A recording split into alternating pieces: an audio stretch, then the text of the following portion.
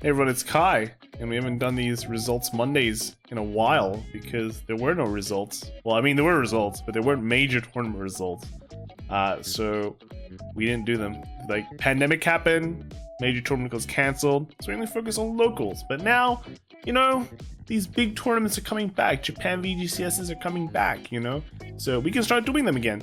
But mainly just because I want to see more set 2 results. So, I mean, we can keep the locals on Thursday and these big ones where we discuss like the tournament overall, you know, the people that showed up and the decks there. We can look at it in Mondays or whenever I want to. But, you know, the Thursdays, we're going to get a lot of volume, we're going to get a lot of ideas, but in the Mondays, we're going to see what people are really confident in taking to a tournament. So this was a Cosmo VGCS, and this was held in Fukuoka. I think this was a team event, and around 20 teams showed up, so it's like 60 plus people. Bear in mind, this is still a pandemic, so the numbers, I think we shouldn't be too worried about it, because stuff's happening, right? But you know, new set. Let's look. So first we have Magnolia. It's a Magnolia list. This is actually a Zorgnolia list, and it's running 7 orders and 3 of the regurgitation. So this is kind of interesting. It's also running 4 Gunacera. You can't really see it, I guess. And then 2 of the Bobolax, and then 4 Mantis, and that's basically the 4 Daimonoru. I still can't say the name. I mean, I couldn't say Gunacera's name, but now I can't say Daimonoru's name, man. And we got the 2 elephants. So overall, like, looking at this deck just from a high level view, it's very counterblast intensive. You're gonna got wild intelligence, you got regurgitation. I don't know when you really use regurgitation, but I guess there's some targets where you really want to get rid of now, like Virenas, the Urges.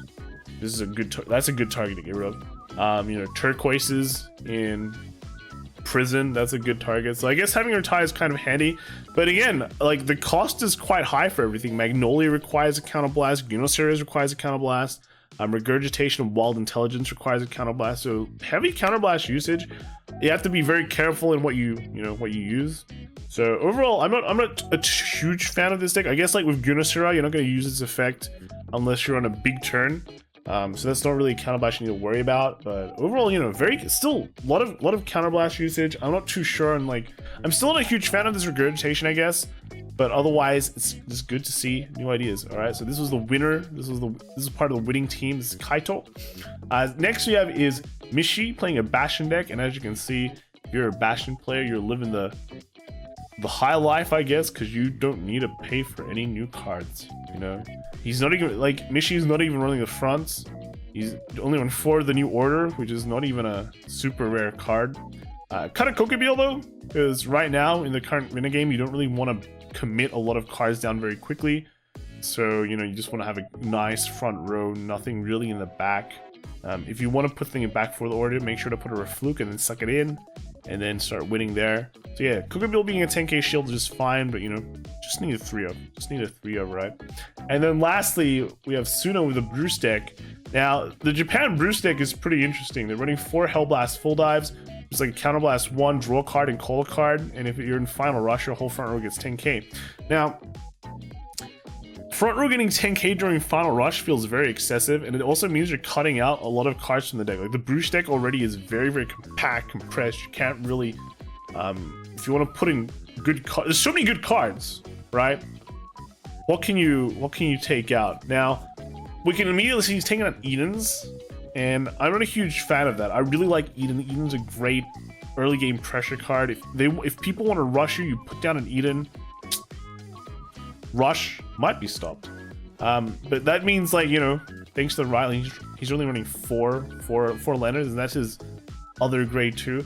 He's running 3 of the triple driver, which I'm not a huge fan of. I guess like Counterblast 1 to get another drive check is like a +1. So technically, it's an effective use of your Counterblast, but I feel like you want to use your Counterblast just for your Protobulbs, because, you know, your Protobulbs of Leonards make big plays. And again, you're using another CB for the triple drive and then another CB for Hellblast full dive. I'm not sure, that's kind of a lot of CB usage. So yeah, I'm not a huge fan of like this build with the 4 Hellblasts, but it's the first week and we'll see what goes on from here, right? Next, we have the second place deck, and again, we see this is Taro, and he's running it's the 4 Hellblast build, which is pretty insane. I don't know. Maybe we should test this out. Maybe the whole idea is just make a huge final rush turn, bash them a lot, and then what? If they hit back, hope you don't die, and then do it again next turn, right? And they're confirmed dead, but not a huge fan of that. I'm still not a huge fan of it. It just it looks like it's a very clunky deck, but they came second, they came first, so what can we do, right? Next, we got the Bastion. So this is Gubble Gubble played Bastion. Again, very simple deck, no changes really, not even the front, so you're running 3 of the orders, and that's it. Take out the old order, put in the 3 of the new order. You're done. And it's still just as effective. And then first place was a Nirvana deck. So, well, in the first position was the Nirvana deck played by Fumio. This Nirvana deck, I think, is really good. The Tencha Stead is a nice touch, because you know how I used to hate Tencha Steads? I was like, you know, talked a lot of stuff about Tencha Stead, but now with Urger, you come to Refound a Counterblast. You can kind of spend a Counterblast with Tencha Stead and not feel bad, and it confirms you like a Nirvana ride, which makes your trickster turns work very well too. So Tencha Stead not a bad card anymore, so good times. Running 2 of the Soul in grade 1s, so you know when you discard your turn, put into Soul, helps out your Soul Blast turn, and then just the rest of it, just, you know, overdress cards, which is good. Like Virene is still a 30k hitter, so well, it's a 20k with a 30k with the Nirvana, so still pretty strong, right? And then in third place for Cosmo VGCS, we have an Orphis list. This is Higamon-san. Orphis list, I think it's a pretty standard Orphis list. Basically, there's a lot of things that just goes away, right? The Elder Nerd kind of retires something. This thing retires another shadow token for a countercharger. Bohemian goes away by himself. Reno pops an entire column, so you can rush early, put on a lot of pressure, then disappear some of your cards, and then you're outplaying Leonard, right? Which is pretty cool. There is still some use for the order. So the retire order is that, you know, when you face annoying matchups where your opponent has fat cards like an Urger, right? You can just retire it. You see a turquoise, you know, from the prison deck, retire that, and you're just done, right? Just easy games. In their second slot, they were running Bastion, and this guy didn't even run the new order. He's just running old orders. But the only new card he ran is, like, I think the front trigger, like 4 of the front trigger. I can kind of see why he is still running the old order, because, you know, sure, it's a CB2, but you don't really need to commit anything for it, right? You just need 1 card on the field that you can give 5k to, and you're done. So you're still running for 4 Fasados, so if you want to get those counter charges back, then, you know, Fasado just hit, and it's actually not that hard.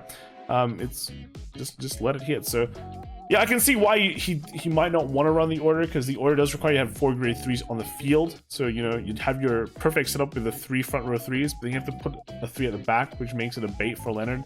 But if it's like a Refluke, you know, put it Soul, that's cool. But, you know, the counterblast is just, the counterblast with Facade doesn't matter. It's just fine. It's just fine, right? So pretty cool. Bastions, you know, the B in budget stands for Bastion, I guess. And then we have a Bruce deck.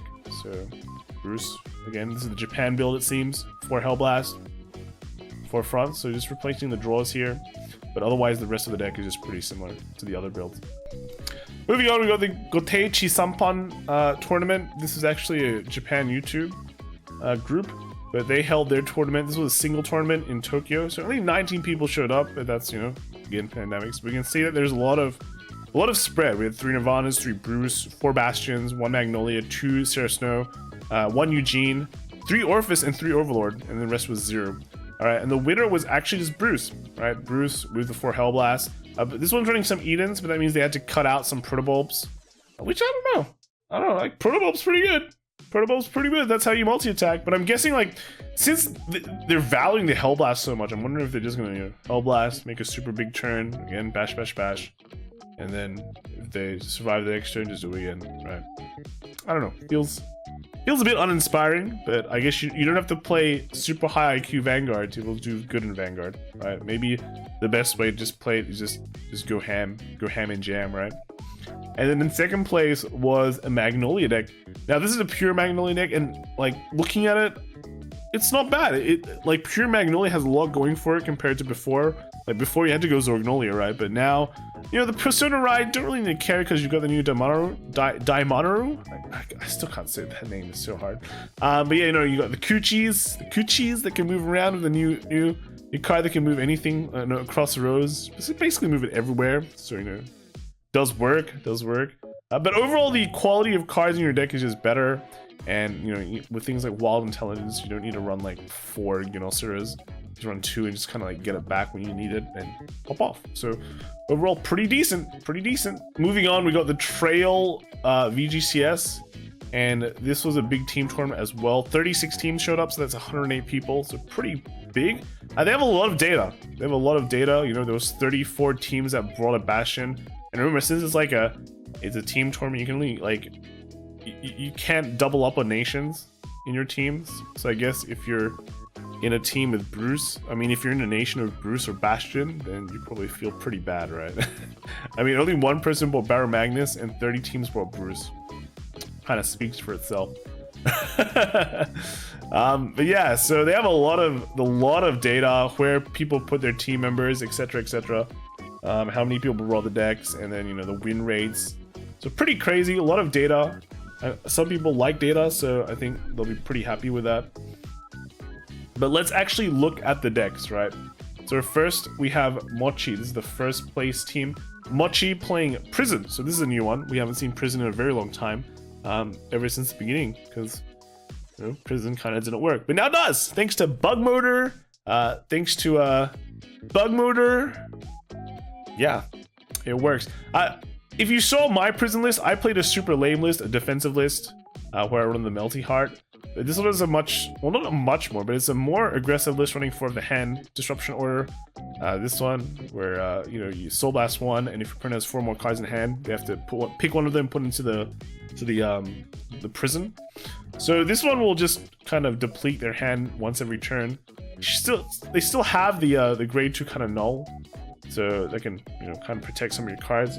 Well, a null against grade 2s, but then they're just kind of, it's just the same as kind of defensive build, I guess. They're running more of the force, like skateboarder robot, so more not locks, more prisoning, more arresting, I guess. So, but otherwise the rest of the deck is pretty similar, you know, pretty similar. Yeah, pretty cool, pretty good to see Prison working and doing work. Second place, well, not second, well, Excelman. This was still the first place team, but Excelman on their team was playing Bruce, and as we can see, it's a very Japanese Bruce for Hellblast, Leonard. Seen it a lot. And then Tomo was their last pick. He was playing Bastion, and this is just kind of just your old Bastion, and you know, with 3 fronts and the 4 orders, done. Right. Second place team, we had Uzume, who played Prison, and he cut down on one of the hand orders, but you know, adding more Kenite Blues for the draw. Also running Limon, right? But this is kind of strange, you know, the Limon will kind of accelerate your Prison when it hits, but you have nothing to really use that extra Prison unless you're just grabbing their whole entire graveyard and putting it into your Prison, right? But yeah, it's interesting running Limon, but nothing really to capitalize on that. You know, absolutely no defensive cards to capitalize on that. So weird.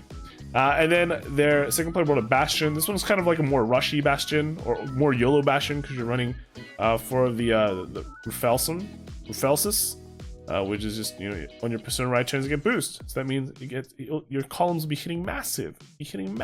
Right? I think that's kind of overkill. But if you're going YOLO, I guess, you know, it looks like he is. He's running Lepistos. Ruffelsis not running any Fasados. Who cares about the long game?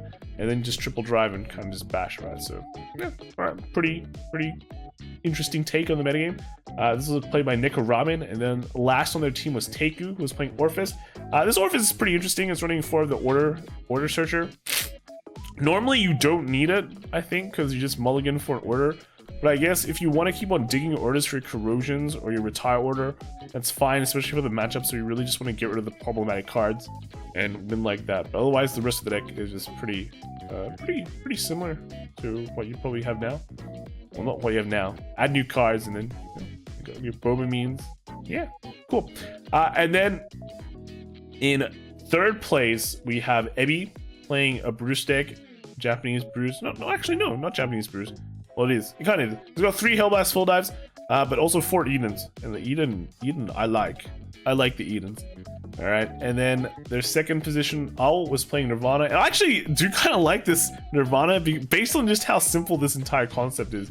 It's dump 4 of every card of overdress in it, and then run 3 Horn of Blessings so you can dig to have more draw power. And when I mean draw power, it's digging power. It's not like, you know, plussing. It's digging through the deck to get to your Nirvana. Of course, you could run Tench instead, but where would the fun be in that? But, you know, 4 of every single overdress card, and then 3 of the overdress draw, is it? You know, like Destiny draw.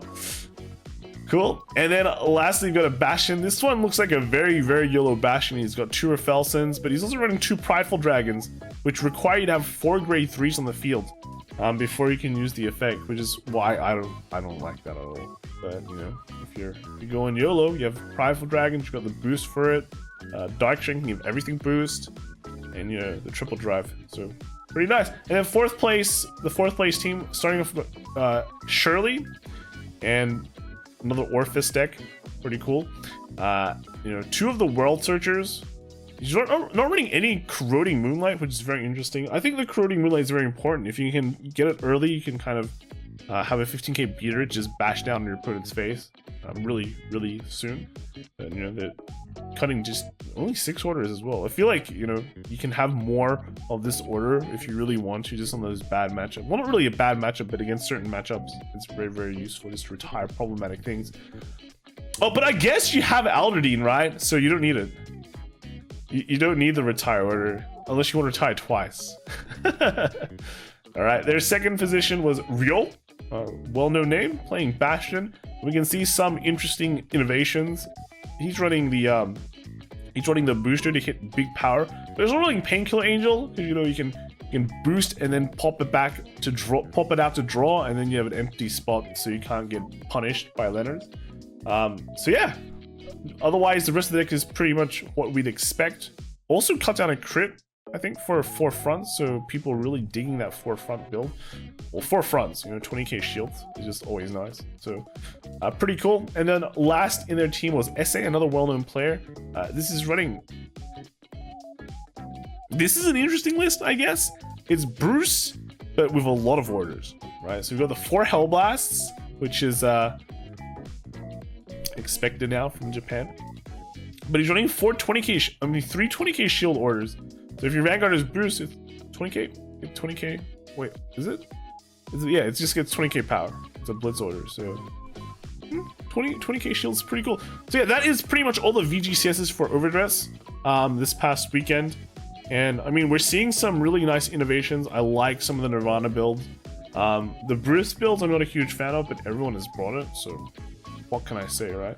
Orphis is doing pretty good too. I'm really liking that deck too. So that's pretty cool, but let's move on to V. I mean, I don't know if you guys want to move on to V, but there were a lot of WGP tournaments that were being held. I think the regionals, and they released a lot of the results. So we've got Kobasan playing Prism. Pretty cool. 3 Nectaria. I think we've seen a lot of this. This was the Tochigi region. So first in that, second place was Komagen-san playing another prison deck, and then we've got a Gold Paladin, like I think Yusei. So otherwise Gold Paladin, Kaiden, weird, like 3 Kaiden, 2 whole, some weird ratios, I guess. And then fourth place was Raul-san playing Dark Irregulars, running Guild of Rai. It's pretty weird tech, I guess, but I think the rest we've kind of seen. Hope I'm dumb, still doing work. That's right, you the man. And then next we have is this was Nagano. So this was won by Kyon-san playing Luard, playing Ruder Luard. So yeah, just that's their extra attack. It's running Cool Bow as well. It's pretty nice. And then we got Sommelier playing Gold Paladin. And yeah, just looks like a kind of a standard Gold Paladin list, except it's running Paramore and no Kaiden. Okay, maybe it'll work. Third place, we've got Joka-san playing a Tachikaze deck. Now, Tachikaze, I mean, I think Tachikaze is pretty decent nowadays. is not as bad as people make it out to be. It's just people don't want to be it's kind of risky. It's not risky. It's just like not as popular. He's running the 27k dude though, so ooh, you know, 4 of them as well. So he's gone all in. He's gone all in on this, man.